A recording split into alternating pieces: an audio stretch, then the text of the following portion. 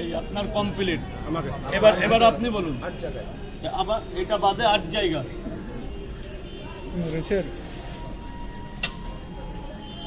আপনি 30 টাকা দিয়েছেন। হ্যাঁ আমি দিয়েছি।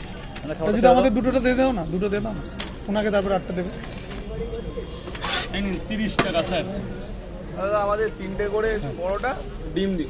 একটা মিনিটে বলুন। ওই একই একটু 3টে পরোটা, আনলিমিটেড তরকারি, 1 টুকরো পেঁয়াজ, 1টা কাঁচা লঙ্কা, মাত্র 30 টাকা, যাতে ট্রেনের টিকিট হবে না।